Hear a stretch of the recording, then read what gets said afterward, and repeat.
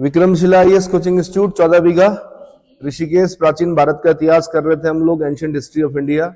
उसमें हमारा चैप्टर चल रहा था सिंधु घाटी सभ्यता, हड़प्पा सभ्यता। हड़प्पा सभ्यता में काफी कुछ पढ़ चुके हैं। आज हमने पढ़ना है नगर निर्माण योजना यानी टाउन प्लानिंग। जिस चीज के लिए इंडस वैली सिविलाइजेशन जानी जाती है उसके बारे में पढ़ना है। प्री और मेंस पॉइंट ऑफ व्यू से बड़ा इंपॉर्टेंट। सैंधव सभ्यता की जो सबसे महत्वपूर्ण विशेषता थी वो थी इसकी नगर निर्माण योजना। क्या? नगर निर्माण योजना, जो इसे विश्व की अन्य समकालीन सभ्यताओं से विशिष्ट बनाती है। देखिए, जब मेंस लिख रहे होते हैं ना, ये भाषा यही रहती है कि जो विश्व के अन्य समकालीन सभ्यताओं से विशिष्ट बनाती है। इन शब्दों का बड़ा प्रभाव पड़ता है। आप लोग अगर अपनी भाषा में लिखेंगे, जिस भाषा में आप बातें करते हैं, तो उस भाषा में नंबर नहीं मिलते हैं। थोड़ा भाषा कैसी होनी चाहिए? समृद्ध होनी चाहिए ना। जो विश्व की अन्य समकालीन सभ्यताओं से विशिष्ट बनाती है, इस सभ्यता के नगरों के निर्माण में एक रूपता देखने को मिलती है। एक रूपता जो कीवर्ड है, वो एक रूपता देखने को मिलती है। जब चंडीगढ़ आप जाएंगे, जब चंडीगढ़ को बसाया था किसने? ली कार्बूजियर ने। एक रूपता थी उस चंडीगढ़ में। आज नहीं है उतनी, लेकिन किसी जमाने में जब बना था वो, तो क्या थी? प्लानिंग से बना था वो। ली कार्बूजियर ने बनाया था उसको। चंडीगढ़ का डिजाइन करता कौन है? जैसे दिल्ली का कौन है? एडवर्ड लैंडसी लुटियंस है। लुटियंस दिल्ली बोलते हैं। ऐसे मेरे ख्याल से एक फ्रेंच था शायद, कार्बूजियर। उसने चंडीगढ़ को 25 किलोमीटर के डायमीटर में बसाया था।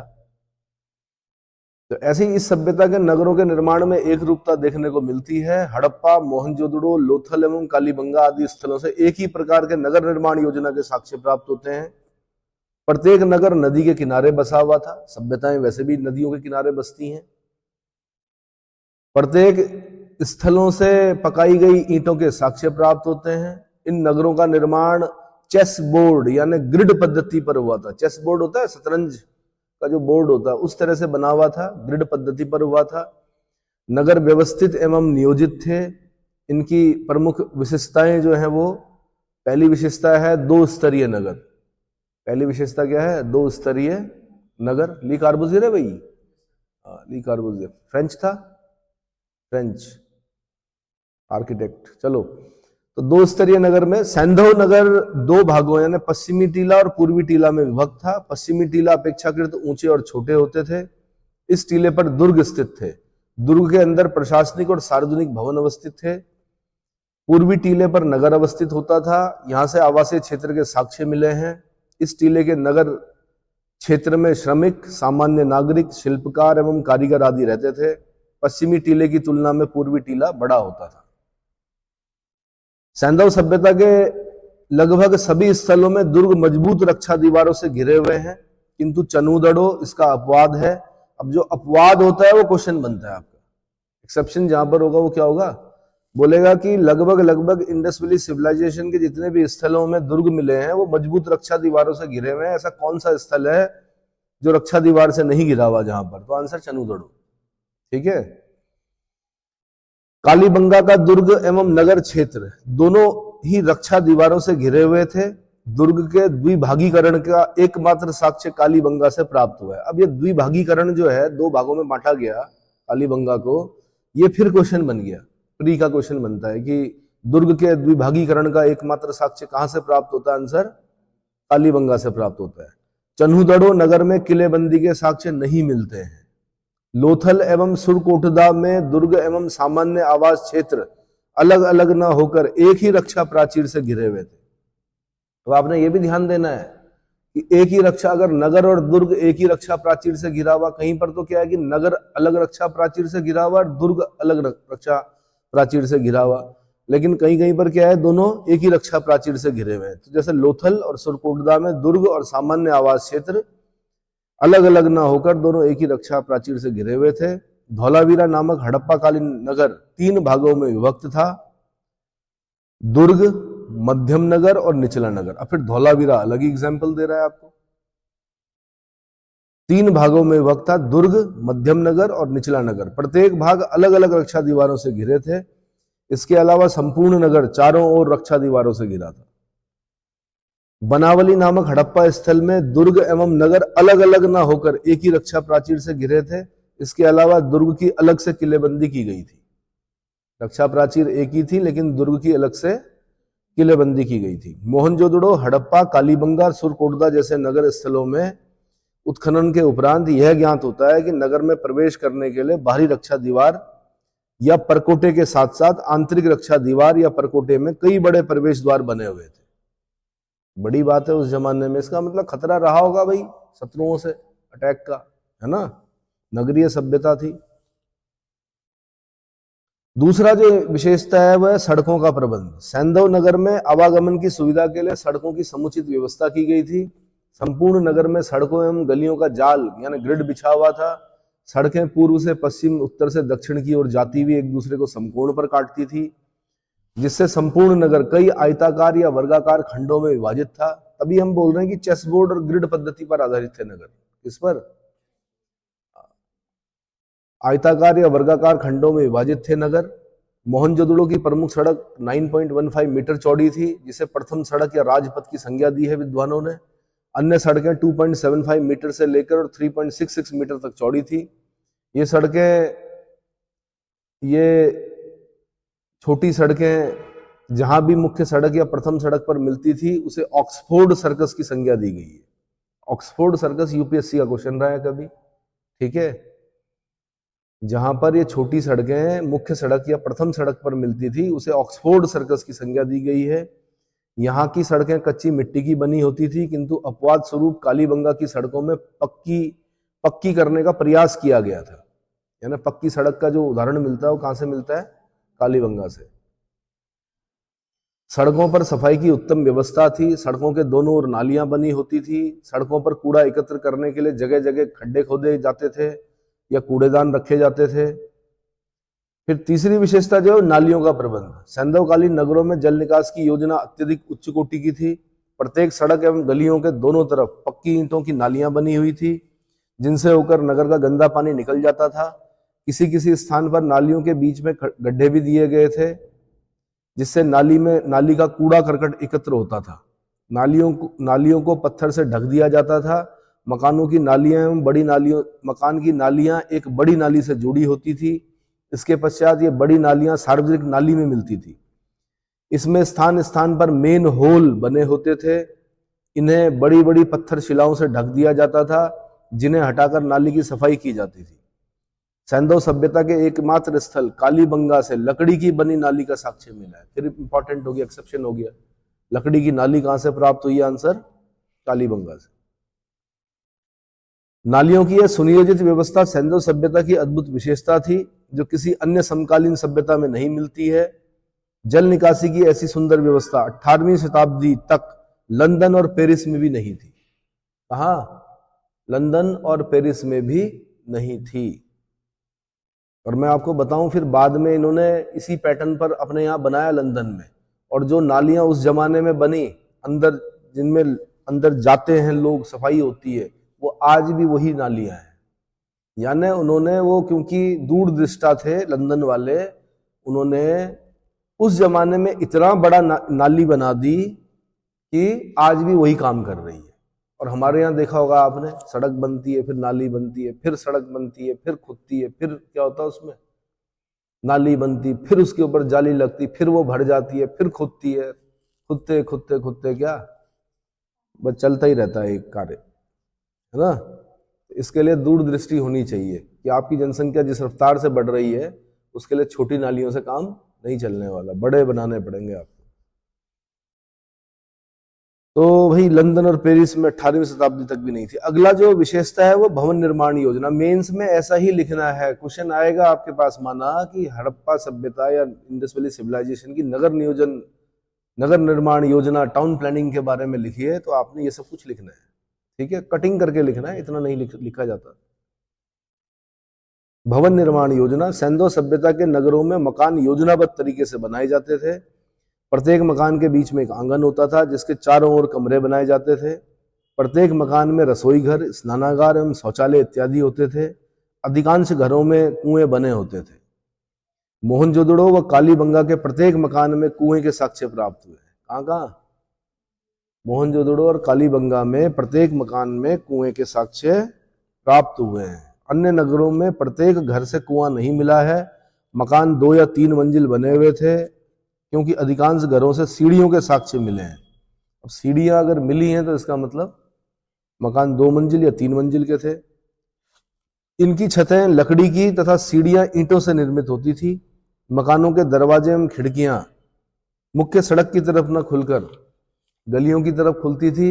लेकिन एक अपवाद है, लोथल। लोथल में मकानों के दरवाजे मुख्य सड़क की ओर खुलते थे। भाई आप अगर मकान बनाओगे तो अपनी खिड़की दरवाजे कभी भी मुख्य सड़क की तरफ नहीं खोलोगे, वरना हर एक आदमी आपकी तरफ झांकते हुए जाएगा घर के अंदर। इतना ये लोग जानते थे। आज भी जो होते हैं खिड़की दरवाजे गलियों की तरफ खुलते हैं, मुख्य सड़क की तरफ नहीं खुलते। लेकिन लोथल वालों ने पता नहीं क्यों मुख्य सड़क की तरफ खोले है।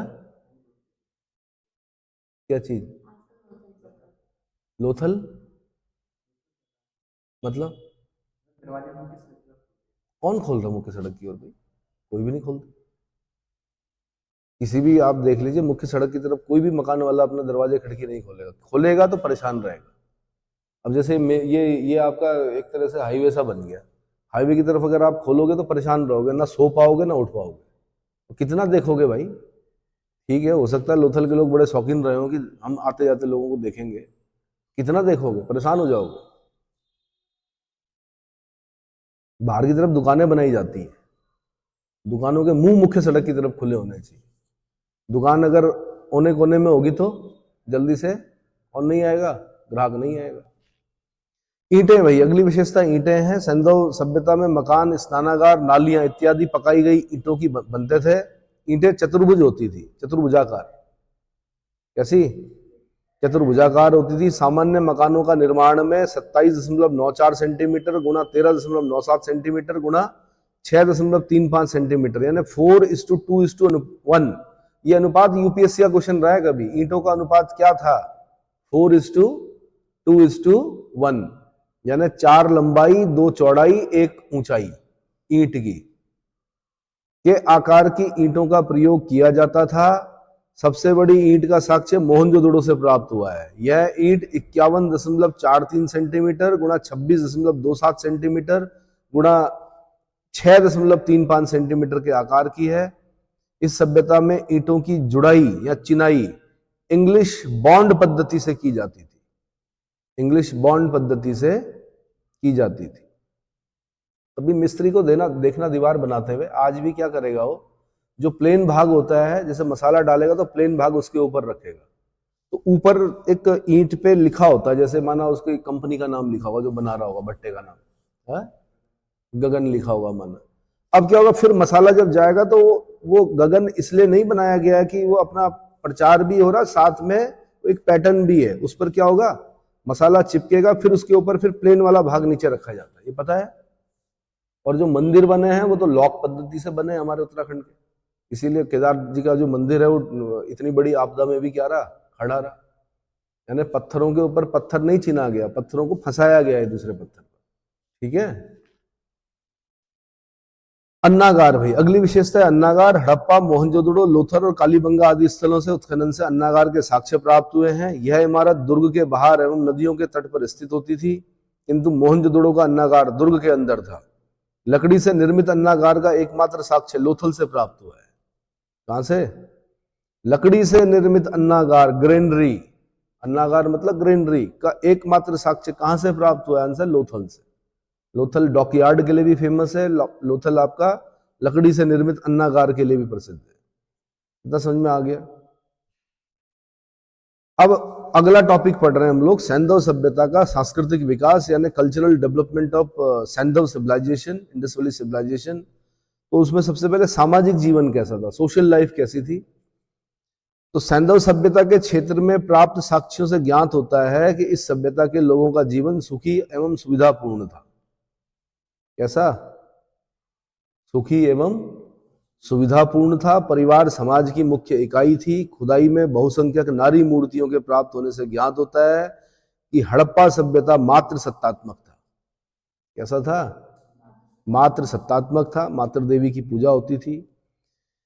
समाज में स्त्रियों की स्थिति आदरणीय एवं सम्मानजनक थी। देखिए ये जितना भी हम बोल रहे हैं ये अंदाजा लगा रहे हैं, अभी इतिहास है नहीं है ये, वैसे भी मैंने कहा आद्य इतिहास में आता, अंदाजा ही लगा सकते हैं हम। तो हम बोल रहे हैं समाज में स्त्रियों की स्थिति आदरणीय एवं सम्मानजनक थी। मोहनजोदड़ो के पुरातात्विक साक्ष्य के आधार पर हड़प्पा समाज को 4 वर्गों में विभक्त किया गया है। जैसे एक वर्ग जो था वो विद्वान और पुरोहित वर्ग था, दूसरा वर्ग योद्धा था, तीसरा व्यापारी तथा शिल्पकार, और चौथा जो था वो श्रमिक था, जैसा कि आज भी होता है। ठीक है, समाज में वर्ग विषमता विद्यमान थी और इससे दास प्रथा के अस्तित्व का अनुमान लगाया जाता है। किसका? दास प्रथा के अस्तित्व का अनुमान लगाया जाता है। गार्डन चाइल्ड और मार्टिमर विलर ने सैंधव सभ्यता में दास प्रथा के अस्तित्व को सिद्ध किया है। उनका मानना है कि दास प्रथा मौजूद थी। इस सभ्यता के लोग शाकाहारी और मांसाहारी दोनों थे। गेहूं, जौ, बाजरा, तिल, शाक सब्जी, भेड़, बकरी, सुअर, बतख, मुर्गी आदि के मांस एवं मछलियों आदि का मुख्य भोज्य पदार्थ था इनका। ये लोग सूती और ऊनी दोनों प्रकार के वस्त्र पहनते थे। मोहनजोदड़ो एवं हड़प्पा स्थल से सूती वस्त्र के साक्ष्य प्राप्त हुए हैं। हड्डी से बनी सुइयों के साक्ष्य मिलने से ज्ञात होता है कि इस सभ्यता के निवासियों को सिलाई कढ़ाई का ज्ञान भी था। स्त्री एवं पुरुष दोनों आभूषण पहनते थे। हड़प्पा से सोने का बना एक कंगन, सोने के मनकों वाली 6 लड़ियों का एक हार मिला है। 6 लड़ियों का हार मिला है। मोहनजोदड़ो की नारियों द्वारा काजल, पाउडर एवं श्रृंगार प्रसाधन की अन्य सामग्रियों का प्रयोग करने के साक्ष्य प्राप्त हुए हैं। चन्हूदड़ों से लिपस्टिक के साक्ष्य मिले हैं। नौसारों एवं मेहरगढ़ से प्राप्त मिट्टी की कुछ नारी मूर्तियों की मांग में लाल सिंदूर भरने के साक्ष्य मिले हैं। इससे विदित होता है कि मांग में सिंदूर भरने की प्रथा हड़प्पा कालीन है। क्या है? यानी 4500 वर्ष से उस परंपरा को हम जीवित रखे हुए हैं। वो मांग में सिंदूर, शादी हो गई, अब मांग में क्या करो? सिंदूर भरो। ठीक है, होता क्या है? सिंदूर में मरकरी होता है। क्या होता है? अगर मुंह में चला गया या अगर पेट के अंदर चला गया तो दिक्कत कर सकता है, वर्मिलियन। तो मांग में सिंदूर भरने की प्रथा क्या है? हड़प्पा कालीन है। सैंधव निवासी आमोद प्रमोद के प्रेमी थे। पासा इस काल का प्रमुख खेल था। पासे का खेल, भाई लूडो खेलते हो आप? वो तब भी खेलते थे, आज से 4-4,500 साल पहले भी पासे का खेल प्रमुख खेल था। हड़प्पा से मिट्टी, पत्थर और कांचली मिट्टी से निर्मित 7 पासों के साक्ष्य मिले हैं। इसके अलावा मोहनजोदड़ो से भी मिट्टी एवं पत्थर के पासे के साक्ष्य मिले हैं। इस सभ्यता से विभिन्न स्थलों से शतरंज की गोटियों से मिलती जुलती मिट्टी, शंख, संगमरमर, स्लेट, सेलखड़ी आदि से निर्मित गोटियों के साक्ष्य मिले हैं। और ये क्या बोलना मैंने भी, गिट्टियां तो पहले खेलते थे बच्चे, अब नहीं खेलते हैं। गिट्टी समझते हो? पत्थरों से, है ना? नहीं खेली होगा आपने? गिट्टियां खेली है? गिट्टी बोलते क्या बोलते हैं? क्या गिट्टी बोलते हैं? 5 पत्थर तो खेलते थे पहले। कंचे खेले? कंचे खेले हैं? अंडे बच्चे? ठीक है, हाँ जी, कंचे भी खेले हैं। गुल्ली डंडा, यही तो थे पहले के खेल। अभी के खेल क्या हैं? अरे कहाँ चेस खेल रहे यार, अब तो उस पे खेल रहे हो जो जिसमें सुसाइड भी कर दे रहे बच्चे। क्या है? पबजी, है ना? तो चलो, संगमरमर, स्लेट, सेलखड़ी आदि से निर्मित गोटियों के साक्ष्य मिले हैं। लोथल से खेलने के बोर्ड के 2 साक्ष्य मिले हैं, जिनमें से एक मिट्टी और दूसरा ईंट से निर्मित है। कच्छ की खाड़ी के पंचम द्वीप में स्थित जूनीकरण, कच्छ की खाड़ी में है ये, नामक गांव से 2 विस्तृत स्टेडियम, प्लेग्राउंड का साक्ष्य केवल यहीं से मिला है। प्लेग्राउंड, जूनीकरण, कच्छ की खाड़ी में 2 विस्तृत स्टेडियम मिले हैं, प्लेग्राउंड का साक्ष्य केवल यहीं से मिला है। यदि लोथल गोदीबाड़ा के लिए प्रसिद्ध था तो जूनीकरण क्षेत्र जो है अपने स्टेडियम के लिए प्रसिद्ध है। मनोरंजन के अन्य साधनों में जानवरों का शिकार, मछली पकड़ना, पशुओं की लड़ाई एवं नृत्य, संगीत, मनोरंजन आदि थे। मछली पकड़ना आज भी बहुत बड़ा मनोरंजन माना जाता है। ठीक है, स्पोर्ट्स, सबसे महंगा स्पोर्ट जो है वो मछली पकड़ना है। वैसे उसमें मछली को मारा नहीं जाता है, उसमें अलग अलग प्रकार की मछलियों के लिए अलग अलग प्रकार के वो कांटे होते हैं और वो बड़े महंगे आते हैं। आपके जो क्या बोलते हैं उसको, हुक्स तो छोटा सा हो गया, पूरा जो एक पैटर्न होता है। हाँ, फिशिंग रॉड जो होती हैं बहुत महंगी आती हैं। बहुत महंगा स्पोर्ट है, मछलियां पकड़ी जाती हैं, उसके बाद उसको तोलते हैं, उसके बाद फोटो खिंचाते हैं, उसके बाद उसको छोड़ देते हैं नदी में। ये पता है? नहीं पता होगा, बहुत महंगा है। तो मछली पकड़ने में, अब जब ऐसा होता है ना, जब बहुत ज्यादा धन हो गया, बहुत ज्यादा वैभव प्राप्त कर लिया, जब बहुत ज्यादा भोग लिया धरती को, तो क्या करें? उस प्राकृतिक उस पर जाते हैं। तो कुछ लोग हैं जो इस प्रकार के स्पोर्ट्स कराते हैं, बड़ा महंगा पैकेज होता है, ठीक है, जाना है, मछली मारना मना है, लेकिन मछली पकड़कर उसको तोलकर फिर डालना क्या है, और उसके जो कांटे होते हैं उसको हानि नहीं पहुंचाते हैं मछली को, उस प्रकार के बने हुए होते हैं। नहीं आया समझ में? और फिर जो आनंद आता है उन लोगों को, उससे उनकी टेंशन वेंशन, जो भी जीवन में जो भी उतार चढ़ाव जो होते हैं, वो सब खत्म हो जाते हैं। क्यों? क्योंकि प्रकृति है, ये क्या है?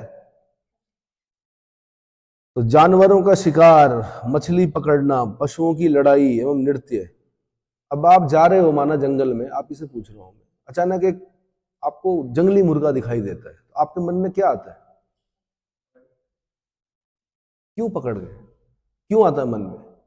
कौन प्रेरित कर रहा है आपको कि पकड़ो? क्या होता है भाई? अगर माना आप जा रहे हैं, एक जंगली मुर्गा दिख गया आपको, वो बैठा हुआ है चुपचाप, क्या करोगे?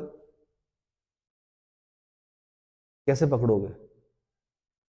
मैं बताता हूं क्या होगा। स्टिंक्ट जागेगी आपके अंदर की, जो, क्योंकि आपका जो पूर्वज थे वो शिकारी थे, आदि मानव जो था वो क्या था? शिकारी था। अचानक से आपका हाथ पत्थर पे जाएगा, न लेना एक न देना दो, बेचारा जंगली मुर्गा अपना काम कर रहा, बैठा हुआ है, पर आप गुजर रहे हैं, आपकी जैसे नजर पड़ी तो आपने क्या कर दिया? उसको हिट कर दिया। और उसके बाद उसे मारने के बाद पता नहीं क्यों आपको एक आत्मिक खुशी मिलती है। नहीं आया समझ में? तो सभ्य समाज का निर्माण इसीलिए तो किया गया था, ये दाल चावल रोटी सब्जी बोला गया था, इसे खाओ भाई, शिकार मत करो, हत्या मत करो किसी की, है ना? लेकिन मैंने कहा इंस्टिंक्ट है मनुष्य की, क्या है? कितने भी वेजिटेरियन हो जाएं। हाँ जी, आपका क्या प्रतिक्रिया रहेगी? जो प्रतिक्रिया मैंने बताई वही रहेगी या? हाँ, बस ओहो, फिर तो शोध करने पड़ेंगे इस पर। चलो जी, संगीत मनोरंजन आदि थे, ये समझ में आ गया। वैसे भी शिकार जो था वो करना, जो कार्य था वो पुरुषों का था, ये शुरू से ही आदि मानव। और जो महिला होती थी वो संग्राहक होती थी। क्या होती थी? संग्रह करना उसका कार्य होता था। आज भी करती हैं वो संग्रह, आज भी उनके पास जो पैसे होते हैं वो संग्रह करके रखती हैं, ठीक है? वो प्रवृत्ति है, प्रकृति ने दी है। और पुरुष की प्रकृति क्या? उड़ाओ, फूको, इतना आया इतना आया। सुना होगा आपने कि बाप दादाओं की जमीन बेची, करोड़ों में बेची, और कुछ दिनों बाद फिर सड़क पर था आदमी। गया कहां पैसा? उड़ा दिया। किस पे उड़ाया? विलासिता पे उड़ा दिया। नहीं आया समझ में? और फिर बाद में ले दे के फिर वही डाक के 3 बात वहीं पर आ गया। स्त्री का क्या है? महिला मन जो है वो क्या है? संग्राहक है, अपने बच्चों के लिए संग्रह करना। पुरुष का जो कार्य था वो क्या था? हाथी मर गया, हाथी मारा, तो खाना है, ज्यादा से ज्यादा खाना है। इसीलिए वो जो तोन की प्रकृति है वो पहले से ही है, ज्यादा से ज्यादा खाना, कल मिले ना मिले। और स्त्री का क्या था? संग्रह करना है, कल के लिए भी, कल की भी चिंता करनी। पुरुष ने क्या करनी? सिर्फ आज की चिंता करनी, ठीक है? चलो जी, राजनीतिक जीवन कैसा था? पॉलिटिकल लाइफ कैसी थी? सिर्फ कयास लगाए गए, अंदाजा, संभवता बोलेंगे हम कि राजनीतिक जीवन संभवता कैसा था। तो इस सभ्यता के उत्खनित स्थलों से ऐसे कोई प्रमाणिक साक्ष्य नहीं मिले हैं जिसके आधार पर उसके शासन व्यवस्था या राजनीतिक संगठन के विषय में ज्ञान प्राप्त हो सके। किंतु यदि सिंधु सभ्यता की सांस्कृतिक एकता पर ध्यान केंद्रित किया जाए तो ऐसी एकता किसी केंद्रीय सत्ता के बिना संभव नहीं थी। ऐसी एकता किसी केंद्रीय सत्ता के बिना संभव नहीं थी। इस सभ्यता की राजनीतिक दृढ़ता इसी से ज्ञात होती है कि यह लगभग 600 वर्षों तक विद्यमान रही। कितने? 600 वर्षों तक विद्यमान रही। मिस्र और मेसोपोटामिया की तरह इस सभ्यता के किसी भी स्थल से मंदिर एवं धार्मिक भवन के साक्ष्य नहीं मिले हैं, किंतु इसका एकमात्र अपवाद विशाल स्नानागार भी हो सकता है जिसका उपयोग स्नान आदि के लिए किया जाता था। विभिन्न हड़प्पा स्थलों में धार्मिक विश्वासों एवं आचारों में एक रूपता नहीं है, इसलिए यह सोचना गलत होगा कि हड़प्पा में पुरोहितों का वैसा ही शासन था जैसे कि मेसोपोटामिया की सभ्यता में था। हड़प्पा सभ्यता क्षेत्र से हथियारों के साक्ष्य बहुत ही कम मिले हैं। इससे यह ज्ञात होता है कि हड़प्पाई शासक युद्ध विजयों की अपेक्षा व्यापार वाणिज्य में अधिक रुचि रखते थे। संभव है कि हड़प्पा का शासन वणिक वर्ग के हाथों में रहा होगा। किसके हाथों में? वणिक वर्ग के हाथों में रहा होगा। यार गुजरात जाओ आप, गुजरात में आज भी जो मानसिकता है वो क्या है? बिजनेस। क्या है? बिजनेस की है। कुछ राज्य देखे होंगे आपने, वो लड़ते ही रहते हैं, उन्हें बस कुछ ना कुछ करना है। क्या करना है? अस्थिरता लानी है और अराजकता लाने का प्रयास करना है, आपस में लड़ना है। थोड़ा सा टक्कर लग गई बस कट्टा निकल जाता है, जिसे बोलते हैं 12 बोर का। सुने हो? है? खेती बाड़ी में पानी जब लगाते हैं तो सिर फाड़ देते हैं एक दूसरे का। लड़ाई झगड़ा चल रहा है, बस थाने वाले परेशान है, पुलिस परेशान है, वहां की रोज के क्या है केस आ रहे हैं। भाई क्या है? क्या समस्या है? और दूसरी तरफ एक स्टेट ऐसा है जो बिजनेस करता है खाली, लड़ाई झगड़ा बहुत ही कम। सुना ही नहीं देता हमें कि एक आध अपवाद अगर छोड़ दें तो सुना नहीं हमने कि दंगे हुए कि वहां पर, है ना। चलो जी, आर्थिक जीवन कैसा था? इकोनॉमिक लाइफ कैसी थी? हड़प्पा सभ्यता के लोगों के उन्नतम आर्थिक जीवन का मुख्य आधार कृषि था। कृषि एवं पशुपालन। हड़प्पा सभ्यता के निवासियों के जीवन में कृषि कार्य का महत्वपूर्ण स्थान था। सिंधु घाटी की भूमि अत्यंत उर्वर थी। इस कारण सिंधु एवं उसकी सहायक नदियां प्रतिवर्ष जलोढ़ मिट्टी बहाकर लाती थी, जिससे अत्यधिक उपज होती थी। कृषि उपकरण हल एवं कुदाल कांस्य एवं प्रस्तर के बने होते थे, जिनकी सहायता से यहाँ के लोग खेतों की जुताई करते थे। जुते हुए खेत के साक्ष्य जो है वो कालीबंगा से प्राप्त हुए हैं। पुरातत्वविद यह मानते हैं कि खेत जोतने के लिए बैलों का प्रयोग होता था। साथ ही चोलिस्तान यानी पाकिस्तान, चोलिस्तान पाक के कई स्थलों और बनावली हरियाणा से मिट्टी से बने हलों के प्रतिरूप मिले हैं। यहाँ की मुख्य फसलें गेहूं और जौ थी। अन्य फसल मटर, तिल, कपास एवं बाजरा इत्यादि थे। हड़प्पा के लोगों को कुल 9 फसलों का ज्ञान था। ये क्वेश्चन बना हुआ है, कितनी फसलों का ज्ञान था? 9 फसलों का ज्ञान था। लोथल से चावल के एवं रंगपुर से धान की भूसी के साक्ष्य मिले हैं। लोथल से चावल के और रंगपुर से धान की भूसी के साक्ष्य मिले हैं, जबकि अन्य स्थलों से धान की खेती के प्रमाण नहीं मिलते। धान की खेती किए जाने का स्पष्ट प्रमाण हुलास से मिलता है, किंतु यह हड़प्पोत्तरकालीन स्थल है। हड़प्पा के बाद का स्थल है हुलास। विश्व में सर्वप्रथम हड़प्पा वासियों ने या सैंधव वासियों द्वारा ही कपास की खेती प्रारंभ करने के साक्ष्य प्राप्त होते हैं। इसीलिए कपास को आज भी सिंडन कहते हैं। क्या कहते हैं? सिंडन। ठीक है, सिंधु वासियों द्वारा उगाया गया, इसलिए सिंडन। यहां से नहरों के साक्ष्य मिले हैं, किंतु सोर्दुघई में अपवाद स्वरूप नहर के भी साक्ष्य प्राप्त हुए हैं। ये लोग जलाशयों, कुओं एवं वर्षा जल के माध्यम से फसलों की सिंचाई करते थे।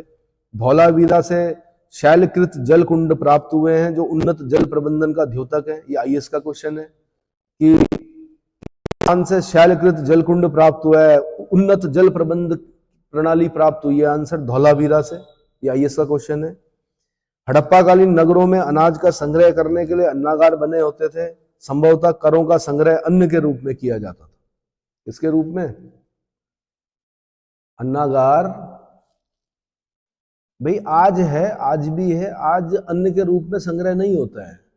आज अन्न खरीदती है सरकार, एफसीआई के गोदामों में भरती है। फूड कॉर्पोरेशन ऑफ इंडिया के गोदाम है। 3 साल तक भी अगर काल पड़ा देश में तो इतना अनाज है कि आराम से काम चल जाएगा। नहीं आया समझ में? आज खरीदती है। तो किसी जमाने में अन्न के रूप में लिया जाता था कर। आज कैसे लेते हैं? प्रत्यक्ष और अप्रत्यक्ष कर लेते हैं आपसे, डायरेक्ट और इनडायरेक्ट टैक्स। जैसे जीएसटी है, सबसे बड़ा जो टैक्स है आपका, सबसे टैक्स रिफॉर्म जो हुआ वो क्या है? जीएसटी। आर्थिक भारत के आर्थिक इतिहास का सबसे बड़ा जो आर्थिक सुधार है वो क्या है? कर सुधार, जीएसटी है, गुड्स एंड सर्विसेज टैक्स। कैसा टैक्स है? इनडायरेक्ट टैक्स है। आप चीजें ले रहे हो, आप पे जीएसटी लग रहा है, आपको पता भी नहीं चल रहा कि आप टैक्स दे रहे हो।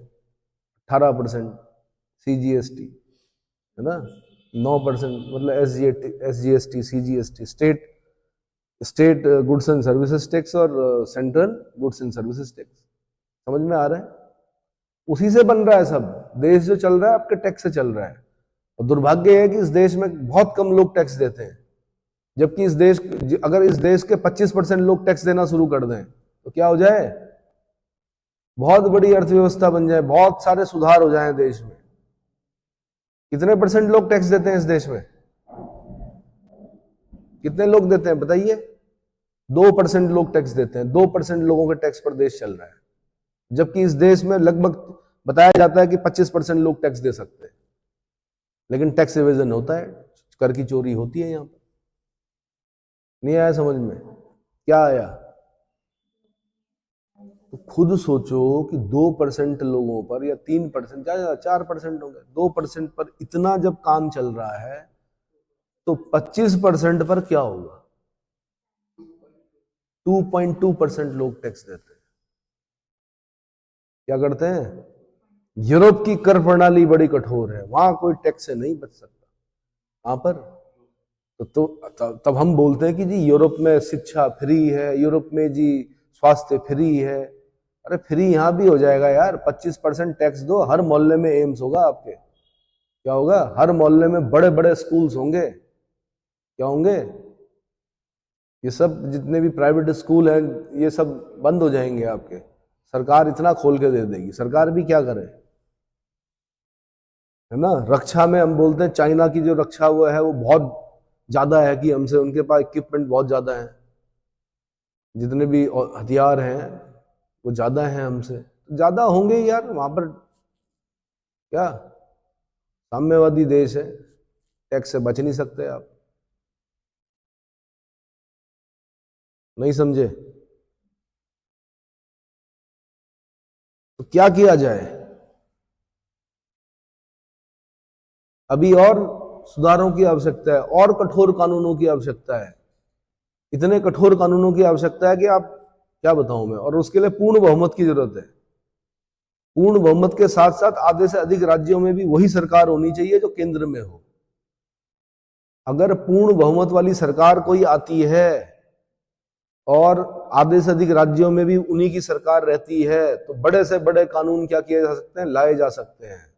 बवाल तो होंगे लेकिन उन बवालों को दबा दिया जाएगा। और उसमें एक टैक्स भी है, ठीक है। और जो ये फ्री में दिया जा रहा है ना, फ्री की जो आदत दी जा रही है, इसको धीरे धीरे हटाना पड़ेगा, सक्षम बनाना पड़ेगा, स्किल्ड बनाना पड़ेगा।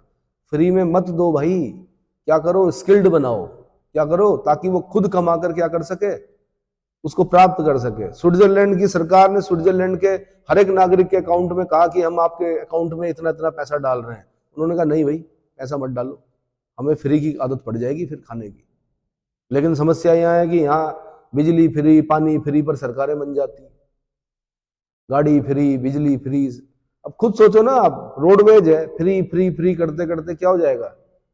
तब आप बोलते हो कि हॉर्न के अलावा सब कुछ बज रहा की गाड़ी में, बजेगा? जब टिकट नहीं लोगे तो बजेगा? चलो जी आगे बढ़ते हैं। और उसके लिए ऊपर से काम करना शुरू करना पड़ेगा। ऊपर के लोगों को भी अपनी सुविधाओं को कम करना पड़ेगा। अमेरिका के जितने राष्ट्रपति हुए हैं, पूर्व राष्ट्रपति, उनको देखिए क्या काम करते हैं। वो बहुत सिंपल काम करते हैं, नौकरी करते हैं वो लोग। अब क्या करते हैं? बराक हुसैन ओबामा हो, जॉर्ज बुश हो, बिल क्लिंटन हो, ये सब लोग नौकरी करते हैं। अब अपना जो परिवार चलाते हैं। कभी वो राष्ट्रपति थे, अब नहीं है, तो अब क्या करते हैं? काम करते हैं। सुरक्षा दी जाती होगी, एफबीआई साथ रहती होगी अगल बगल, लेकिन काम करते हैं, नौकरी करते हैं, नौकरी करके अपना परिवार चलाते हैं। उनके बच्चे भी काम करते हैं। और हमारे यहाँ के माननीयों के बच्चे कहाँ होते हैं? कैसी प्रणाली है। और टीवी में तो ऐसा लगता है कि संसार में बस सिर्फ इलेक्शन ही रह गया है और कुछ नहीं है। और इलेक्शन में वो जीत गया मानो भगवान हो गया। अरे भैया भगवान नहीं है, वो सेवक है। आपने इतना बड़ा चढ़ाकर कर दिया मीडिया में कि हर एक आदमी चाह रहा है कि अब मैं अपना जो वो है वो पॉलिटिकल उसको चुनूं मैं, कैरियर को। कोई आदमी आविष्कार कर रहा है देश के लिए, उसकी कोई पूछ नहीं है ना। और जो शहीद हो रहे हैं बॉर्डर पर, उनको तो देखना ही पसंद नहीं कर रहे उस पोस्ट को लोग। उसमें खाली, खैर कुछ लोग तो वो भी करते हैं, लेकिन कुछ लोग अपना वो बढ़ाने के लिए कि जय हिंद लिखो कि इसमें। अरे भाई हम सैल्यूट करेंगे, मन से करेंगे। नहीं आया समझ में? जो शहीद हो रहे हैं उनकी शहादत पे जाने के लिए तैयार नहीं लोग। चलो जी,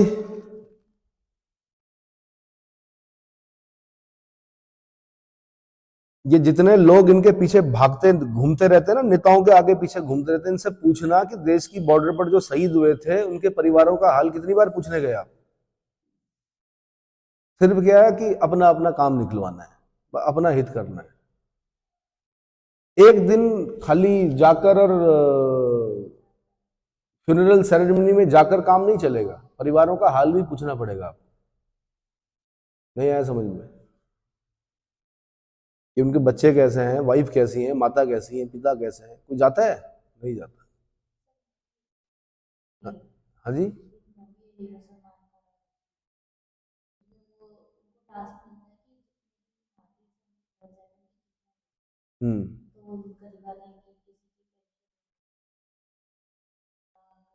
यही हाल है भाई। कारगिल में जो शहीद हुए थे उनके लिए सरकार ने पेट्रोल पंप आवंटित किए।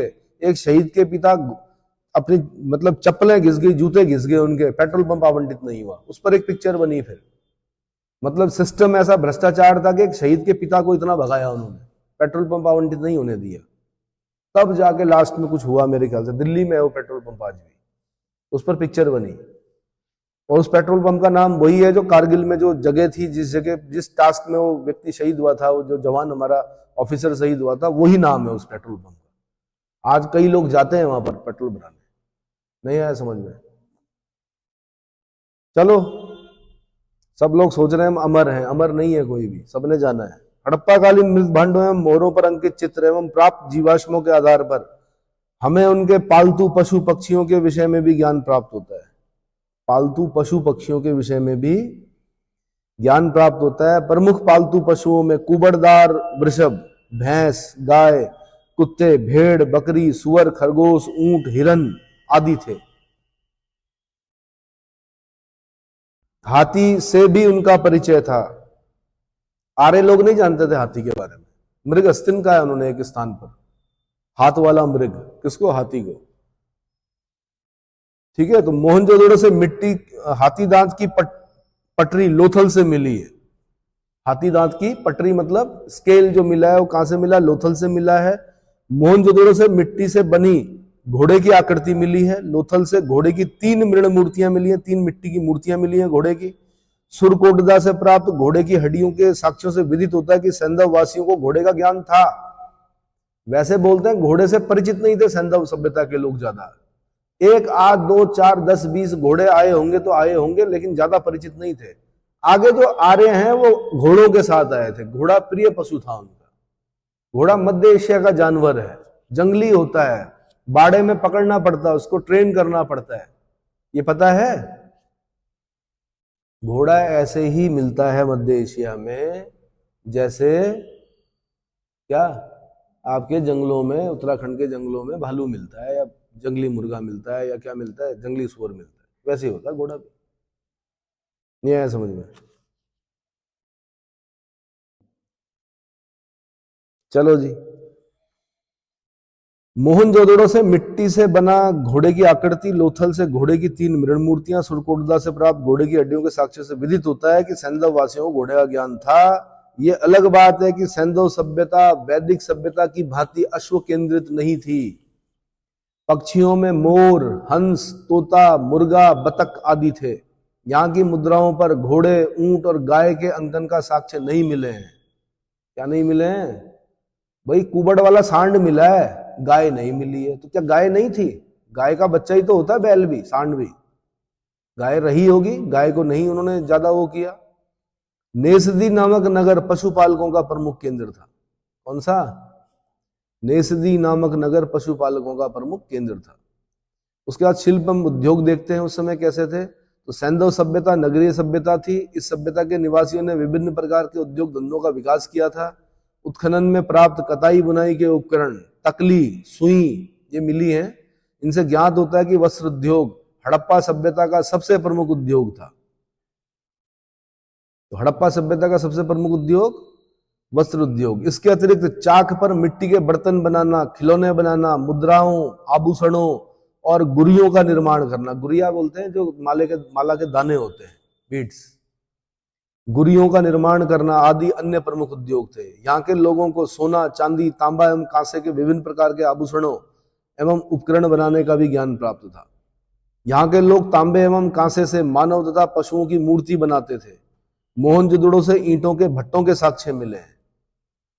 जहां पे ईंट पकाई जाती है उसको क्या बोलते हैं? भट्टा। तो मोहनजोदड़ो से ईंट के भट्टों के साक्ष्य मिले हैं। लोथल से हाथी दांत की पटरी एवं खांचे वाले वर्मा के साक्ष्य प्राप्त हुए हैं। चनुदड़ो एवं लोथल में मनका बनाने का कारखाना था। चनुदड़ो पूरी तरह से शिल्प उत्पादन में संलग्न था।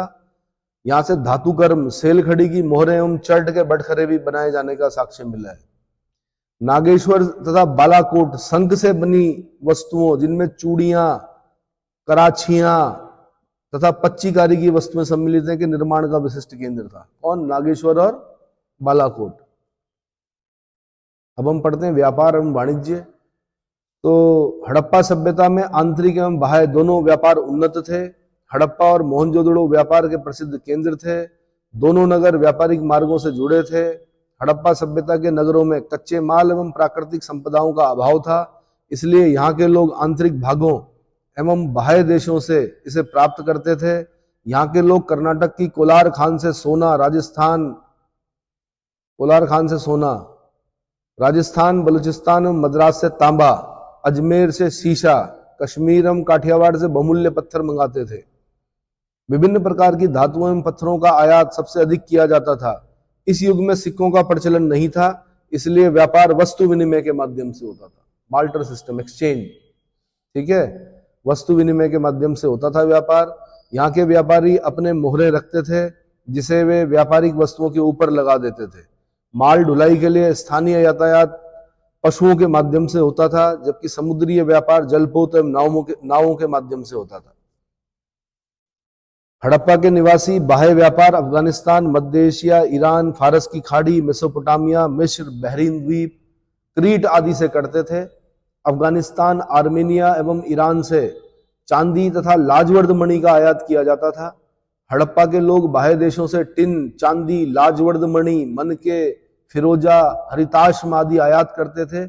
यहाँ से निर्यात की जाने वाली वस्तुओं में हाथी दांत, तांबा, आबनूस की लकड़ियां, मोर, कपास, कार्नेलियन और मनके थे। वस्तुतः व्यापार संतुलन हड़प्पा सभ्यता के पक्ष में था, है ना। लाजवर्द मणि, लैपिस लेजुरी बोलते हैं इसको। क्या बोलते हैं? लैपिस लेजुरी। एक बार क्वेश्चन बना आईएएस में, कहां से मंगाते थे? बदखशा, अफगानिस्तान में। बदखशा, अफगानिस्तान। नील रत्न भी बोलते हैं लाजवर्द मणि को, लैपिस लेजुरी, ठीक है। मेसोपोटामिया से मंगाते थे और बदखशा अफगानिस्तान से मंगाते थे। चांदी ईरान से मंगाते थे। तांबा खेतड़ी से मंगाते थे, खेतड़ी राजस्थान में ही है। सेलखड़ी राजस्थान, गुजरात, बलूचिस्तान में होता था। शंकर कौड़ियां सौराष्ट्र, गुजरात और दक्षिण भारत से मंगाते थे। वस्तुतः व्यापार संतुलन हड़प्पा सभ्यता के पक्ष में था। मेसोपोटामिया के साथ व्यापारिक संबंधों के विषय में पुरातत्व एवं लेखों से ज्ञान प्राप्त होता है। मेसोपोटामिया के विभिन्न नगरों किश, सुमेर, उर, तेले, असमर, लगश, उम्मा, निपुर, असुर आदि से हड़प्पा सभ्यता की अनेक वस्तुओं के साक्ष्य मिले हैं। इराक में एक जगह ऐसी भी जहां का नाम असुर है। क्या नाम है? असुर। हाँ, आप जानते हैं असुर क्या होता है? सुर, असुर। असुर आदि से हड़प्पा सभ्यता की अनेक वस्तुओं के साक्ष्य मिलते हैं। इन स्थलों से सीप एवं हड्डियों के मन के, मोहरें, करकेतन के साक्ष्य मिले हैं। लोथल बंदरगाह से तांबा एवं हाथीदांत से निर्मित वस्तुएं मेसोपोटामिया नगरों को निर्यात की जाती थी। दूसरी ओर मेसोपोटामिया सभ्यता से आयात होने वाली विविध वस्तुएं जैसे खानेदार मनके, कांसे के पिन, सेलखड़ी की बटन, ये विभिन्न हड़प्पा नगरों से मिली है। एक सारगोन युगीन सुमेरियन लेख में मेलुआ, मगन और दिलमुन का उल्लेख हुआ है। सारगोन युगीन सुमेरियन लेख से एक जगह पर एक लेख मिला है जहां पर लिखा गया है कि दिलमुन, मगन और मेलुआ के जहाज मेरे यहां लंगर डालते हैं। अब दिलमुन की पहचान की गई है बहरीन द्वीप से। बहरीन कहां है? आइलैंड ऑफ पर्ल बोलते हैं इसको। कहां है बहरीन? मनामा, अल मनामा कैपिटल है बहरीन की। जब आप फारस की खाड़ी में जाओगे ना, पर्शियन गल्फ में, वहां पे मिलेगा आपको बहरीन, अल मनामा कैपिटल है उसकी।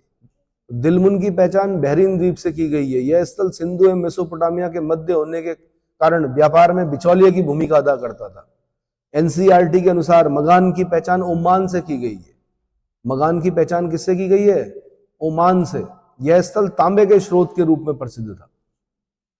और मेलुआ की पहचान सिंधु प्रदेश से की गई है। मेलुआ की, ये यूपीएससी का क्वेश्चन है भाई। हाँ जी, यूपीएससी का क्वेश्चन है। मेलुआ की पहचान सिंधु प्रदेश से की गई है।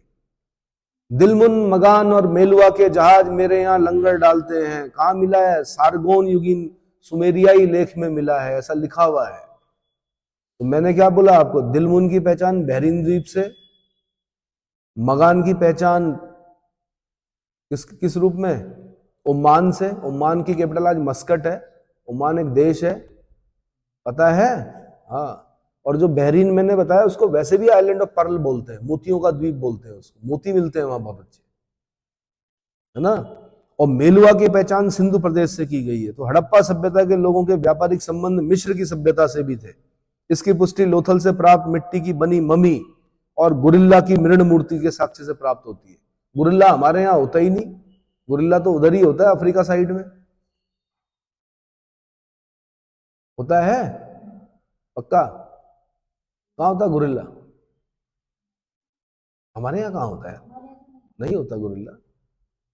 गुरिल्ला युद्ध पद्धति कहां होती है? अफ्रीका में। कहां? इथियोपिया, कांगो बेसिन में होता है गुरिल्ला, बिल्कुल। इथियोपिया में भी होता है क्या?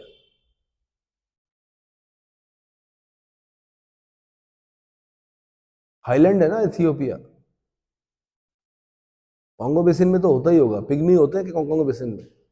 जनजाति निवास करती कांगो बेसिन, अफ्रीका में। कांगो नदी है एक, जैरे भी बोलते हैं उसको।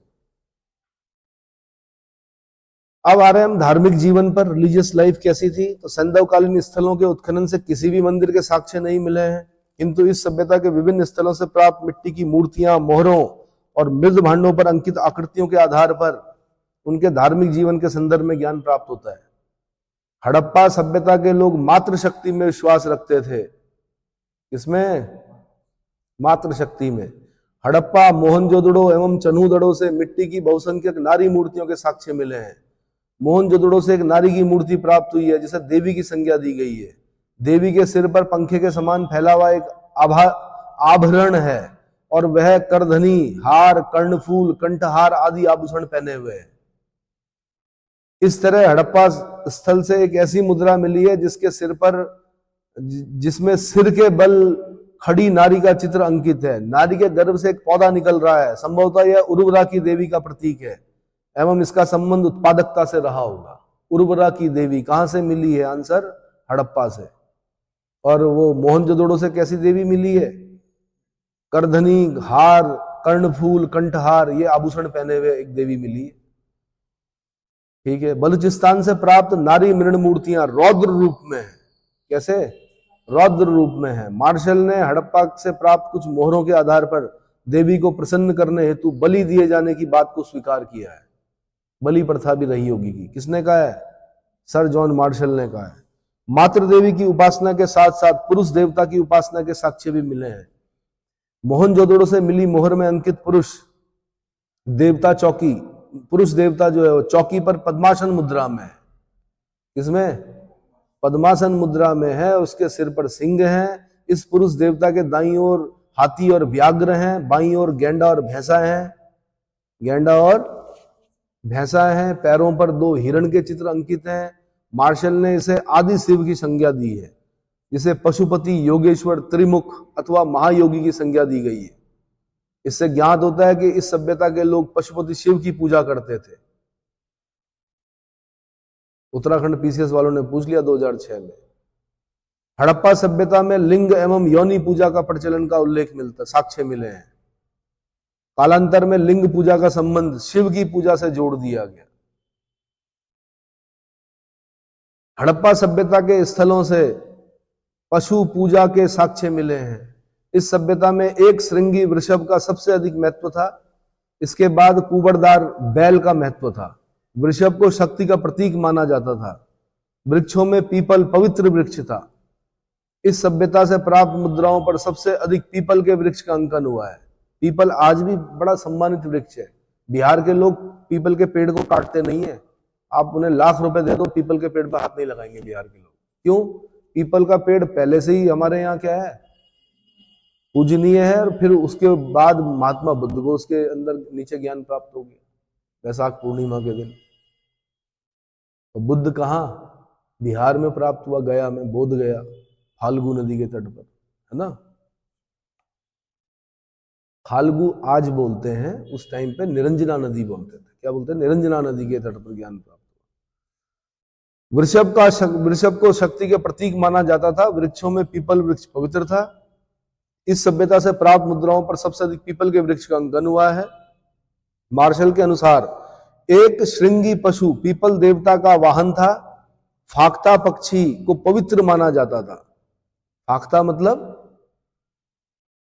कबूतर, वाइट, शायद वाइट कबूतर को बोलते हैं फाख्ता। देखना, चेक करना, फाख्ता मीन्स क्या होता है। वाइट कबूतर। फाख्ता पक्षी को पवित्र माना जाता था। इसके अलावा मोर का भी महत्व था। इस सभ्यता के लोग नाग की भी पूजा करते थे। लोथल से मिले 3 बर्तनों के टुकड़ों पर सर्प की आकृतियां बनी हुई है। जल पूजा के भी साक्ष्य मिले हैं। मोहनजोदड़ो में वृहद स्नानागार का संबंध जल पूजा से ही था। आज भी करते हैं यार जल पूजा। अगर आप जाएंगे विकास नगर से आगे जाएंगे, बावड़ी का मेला लगता है। क्या लगता है? बावड़ी है।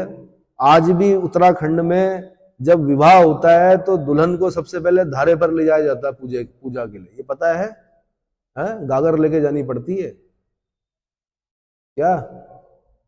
सबसे पहले जब बारात वापस आती है तो अगले दिन दुल्हन जो होगी वो कहाँ जाएगी? धारे में पूजा होगी। किसकी? जल पूजा। क्या होगी? अरे भाई, वहीं से तो पानी मिलना है, पीने का, नहाने का, सब सारा काम उसी पानी से होना है।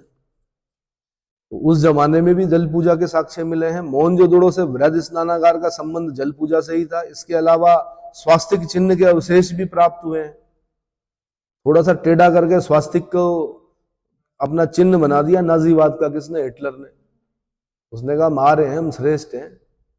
पूरे जर्मन्स को कहा आप आर्यों की संतान है, सबसे श्रेष्ठ हैं, मारो। कि उनको, किनको? यहूदियों को। कितने लाख यहूदी मारे उसने, पता है? गैस चैम्बर्स में भर भर कर एक ही गोली से 5-5 यहूदी मारे उसने, लाइन पे खड़ा करके। उन्हीं से कब्रें खुदवाई। कितना दुष्ट व्यक्ति रहा होगा हिटलर। लेकिन उसने जर्मन्स के अंदर इतना ज्यादा वो भर दिया कॉन्फिडेंस कि जर्मन्स के अंदर आज भी आपको एक अहंकार दिखता है कि हम श्रेष्ठ हैं। क्या है? हमसे ऊपर कोई नहीं, हम आर्य हैं। क्या है? नहीं आया समझ में?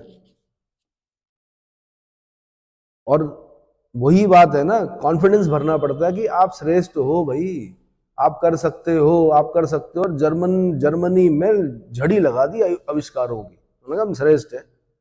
अब बचपन से ही अगर टीचर ये बोल रहा है कि तू बुद्धू है, माँ बाप भी बोल रहे हैं बुद्धू है, तो फिर बुद्धू ही होगा वो बच्चा। इस चीज को सिख गुरु भी जानते थे। कौन? जिन्होंने अपने प्यारों के नाम के आगे सिंह लगा दिया। सिंह मतलब शेर होता है। आज भी सिख लोगों में जो पुरुष होता है उसके नाम के आगे सिंह लगाया जाता है। बचपन से आप उसको सिंह बोलोगे तो सिंह जैसा होगा, है ना। महिलाओं के आगे कौर लगाया जाता है। और बचपन से अगर आप बच्चे को डराओगे कि अरे यहाँ गग्गू वहां गग्गू, तो फिर वो बच्चा डरपोकी पैदा होगा। कैसा? गग्गू समझते हो? अरे गग्गू मतलब कीड़ा मकोड़ा जो भी है। बच्चा पूछता है ये क्या है, क्यूरियोसिटी होती है, तो उसको बताओ ना कीड़ा है, ये इस धरती का जीव है। आप उसको डरा रहे हो गग्गू है। हाँ, उसको बताओ टच नहीं करना है, खुजली होगी या जो भी होगा। सब कुछ दिखाओ उसको, दिखाओ कि बिच्छू है, ये इसके पीछे डंक होता है। एक्सपेरिमेंट करके दिखाओ उसको कि बस डंक नहीं लगना चाहिए। बाकी पूरा बिच्छू में कोई भी चीज खतरनाक नहीं है। आगे से थोड़ा होता खतरनाक, बिच्छू आगे से खतरनाक नहीं होता, बिच्छू को पीछे वाला डंक खतरनाक होता है। तो मैं देख रहा था कि जब ये काम करते हैं मजदूर लोग, तो ये क्या करते हैं कि बिच्छू का डंक ऐसे करके तोड़ देते हैं, उसका बिच्छू को फेंक देते हैं, मारते नहीं है। क्या नहीं करते? उनके यहाँ परंपरा है, मौसी मानते हो बिच्छू को, मारते नहीं है। पर दोबारा किसी को काटे ना, उसका डंक काट देते हैं। क्या होता है उनके पास वो पान के पत्ते जैसे, क्या होता है, करनी, जिसे वो चिनाई कर रहे होते हैं। बिच्छू निकल गया तो बिच्छू का डंक ऐसे काटेंगे और बिच्छू को फेंक देंगे। हम बोलते हैं भाई क्या कर रहे हो, वो बोलते हैं कुछ नहीं, कोई दिक्कत नहीं होगी, नहीं काटेगा, आगे से थोड़े काटता हो। नहीं आया समझ में? चलिए, मोहनजोदड़ो के बृहत स्नानागार का संबंध जल पूजा से ही था। इसके अलावा स्वास्तिक चिन्ह के अवशेष भी प्राप्त हुए हैं। इसका संबंध सूर्योपासना से था। किससे? सूर्योपासना थे। आज बिहार में छठ मनाया जाता है हमारे देश में, क्या होता है उसमें? सूर्य की उपासना होती है। छठ मतलब सूर्य की उपासना। बड़ा कठिन वो है भाई, क्या बोलते हैं, व्रत है। दो ही व्रत कठिन माने जाते हैं, एक निर्जला और एक ये। निर्जला मतलब जिसमें थूक भी नहीं घूटना है दिन भर, आफत आ जाती है ना। ये नहीं कि व्रत ले लिया, 1 दर्जन केले खा लिए, कुट्टू के आटे की रोटी खा ली, आलू खा लिए, संजा नमक का क्या फायदा उस व्रत का? व्रत मतलब निर्जला, व्रत मतलब ये वाला व्रत। कौन सा? छठ पूजा, जिसमें रात भर आपने पानी में, आधे शरीर पानी में रखना है, जल में रखना है। सूर्य जब दर्शन देंगे तब उनकी उपासना करनी। और भाई जिस देश में जो होगा वही तो देगा। वो वहां गन्ने होते हैं तो गन्ना देते हैं, अगर उस देश में अनानास होते तो अनानास देते हैं। हालांकि देते हैं, फल देते हैं, पर माना उस देश में कुछ ऐसा फल होता, कीवी होता तो कीवी देते, और उस प्रदेश में अगर क्या होता, माल्टा होता तो माल्टा देते। नहीं आया समझ में? हम देवताओं को वही देते हैं जो हमारे यहाँ होता है। हमारे यहाँ शादियों में चीड़ लगाया जाता है। क्या लगाया जाता है? जो चीड़ वाले गांव होंगे वहां चीड़ लगेगा। अब नीचे देखते हैं हम, केला लगता है। जहां केला होगा वहां केला लगाएंगे, जहां चीड़ होगा जहां चीड़ लगेंगे, जहां प्यार होगा वहां प्यार लगेगा। नहीं आया समझ में? हाँ जी, पेड़ होता है, ठीक है।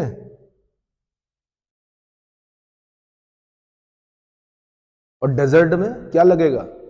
डेजर्ट में कुछ नहीं लगेगा। 3 बार पूछेंगे कबूल है, आपको 3 बार बोलना है कबूल है। वहां कोई पेड़ नहीं लगेगा, कि पेड़ है ही नहीं तो क्या लगाएंगे। नहीं आया समझ में? चलो जी आगे। इसका संबंध सूर्योपासना से हो गया। लोथल एवं कालीबंगा से अग्निकुंड एवं यज्ञ वेदियों के साक्ष्य मिले हैं। ऐसा प्रतीत होता है कि इस सभ्यता के लोग यज्ञ के माध्यम से उपासना करते थे। हड़प्पा के लोगों द्वारा ताबीज पहनने के भी साक्ष्य प्राप्त होते हैं। संभवतः ये लोग भूत प्रेत एवं जादू टोना आदि में विश्वास करते हैं। आज भी पहनते हैं लोग ताबीज, आज भी काला धागा पहनते हैं।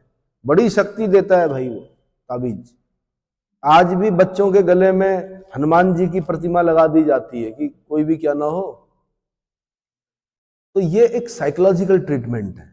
सारे भूत प्रेत जितने भी व्याधियां जो भी हैं, असाध्य रोग, वो सब मस्तिष्क में होते हैं। वैसे रोग अलग चीज है, लेकिन एक मन से भी रोग होते हैं। डरना, चचलाना, और क्या, अंधेरे से डरना, बाहर ना जाना, है ना। भूत वाले नाटक देख के बच्चों को देखा होगा आपने आजकल। पहले भूत की पिक्चरें देखते हैं वो, है ना। कौन सी हो? अमिताभ बच्चन की एक पिक्चर है भूत की, भूतनाथ। और फिर डरते हैं वो। अब डरेंगे तो फिर तब उनकी माताओं द्वारा क्या किया जाता है? उनको साइकोलॉजिकल ट्रीटमेंट दिया जाता है। एक धागा पहना देंगे, बोलेंगे कि अब कुछ नहीं होगा, कोई भूत प्रेत नहीं आप पे क्या नहीं करेगा, तो फिर नहीं करता है। तो सब मस्तिष्क अगर स्ट्रांग है तो कोई दिक्कत नहीं है। चलो जी, तो ताबीज आज भी पहने जाते हैं। कई लोगों की दुकानें आज भी चलती ताबीजों पर। चलो, ये लोग भूत प्रेत एवं जादू टोना आदि में विश्वास करते हैं। प्रकृति ने इसी प्रकार से बनाया है मन को, ठीक है। अच्छा, कई लोग क्या होते हैं कि पराकाष्ठा तक पहुंच जाते हैं, उसी को डिप्रेशन कहते हैं। क्या कहते हैं?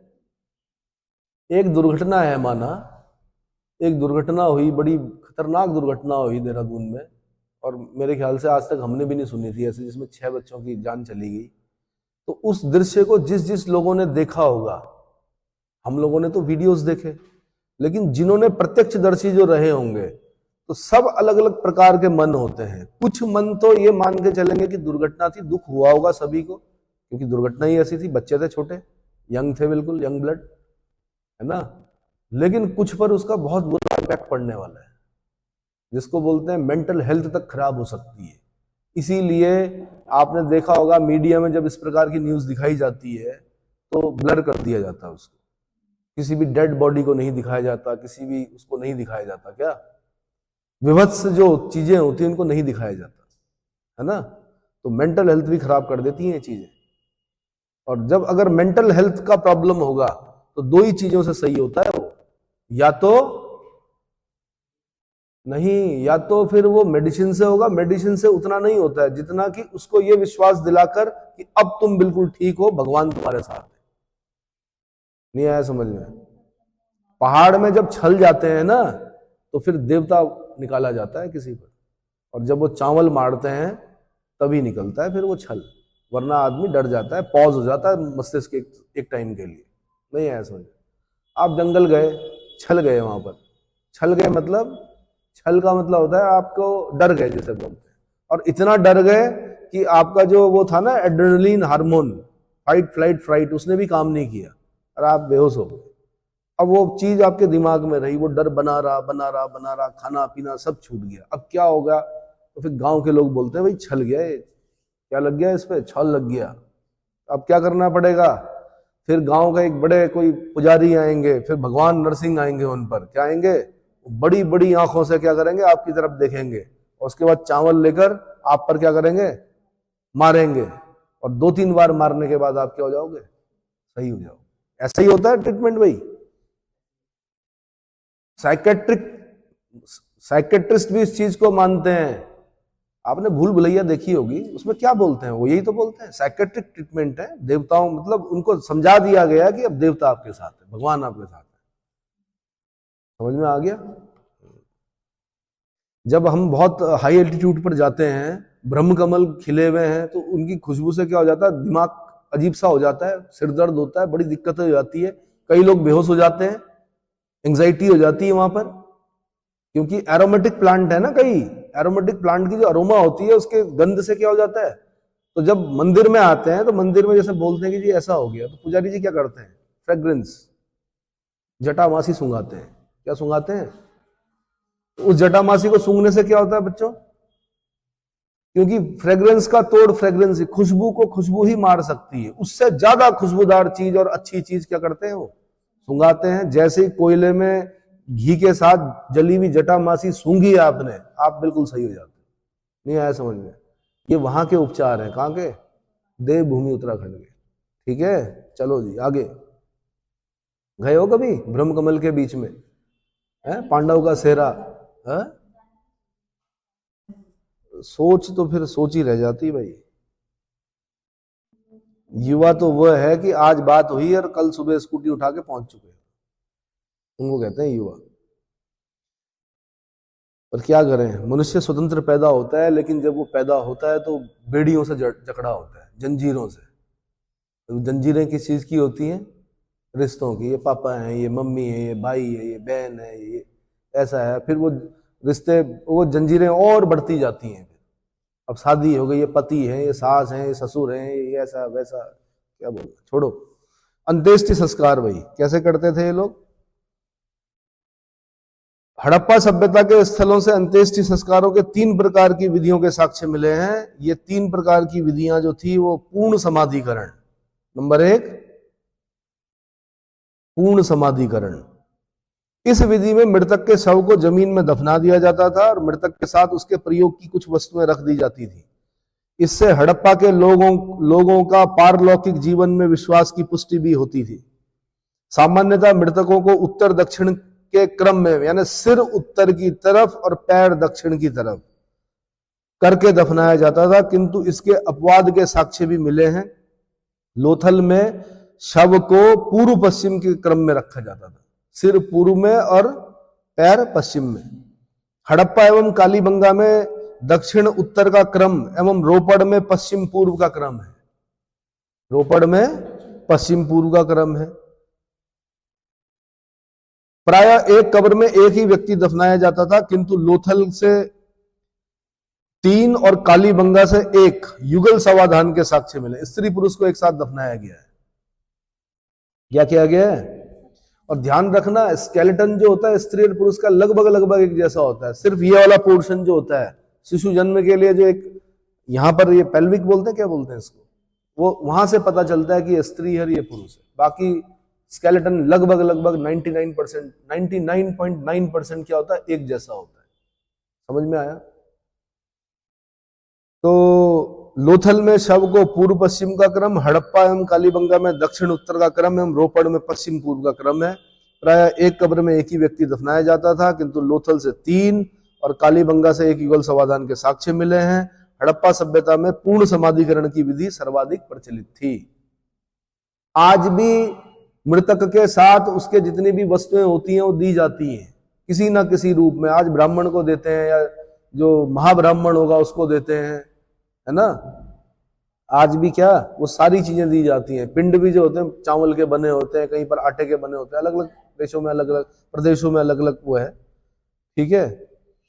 दूसरा आंशिक समाधिकरण। इस विधि में शव को कुछ समय तक के लिए किसी स्थान पर रख दिया जाता था। जंगली जानवर पशु पक्षियों को खाने के बाद बचे हुए अवशेष को दफना दिया जाता था। इसका साक्ष्य बहावलपुर से प्राप्त होता है। पारसियों में आज भी यह परंपरा, ऊंची रॉक पर रख देते हैं वो शव को। उनका मानना है कि मरने के बाद भी हम किसी के काम आए, और उसके बाद उनकी हड्डियों का क्या किया जाता है, समाधिकरण किया जाता है। तीसरा प्रकार का समाधिकरण जो है वो दाह संस्कार और कलश समाधान। इस विधि के अनुसार शव को जलाया जाता था। जलाने के पश्चात राख एवं बचे कुचे अवशेषों को कलश में भरकर दफना दिया जाता था। इसका साक्ष्य सुरकोटदार मोहनजोदड़ो से मिला है। किससे मिला है? सुरकोटदार मोहनजोदड़ो। आज जो 99% जो प्रचलन है वो यही है कि आज क्या कर देते हैं, जलाते हैं, और आज जो फूल होते हैं, राख होती है, हड्डी होती है, उनको क्या कर देते हैं, गंगा में प्रवाहित करते हैं। किसमें? गंगा में प्रवाहित करते हैं। यानी धरती से लिया पंचतत्वों को इस पृथ्वी में, उसी में क्या कर दिया, भेज दिया। ठीक है भाई। तो ये है पैटर्न। इतना ही करा रहा हूं मैं। इसके बाद हड़प्पा कला बताऊंगा मैं, कला के बारे में।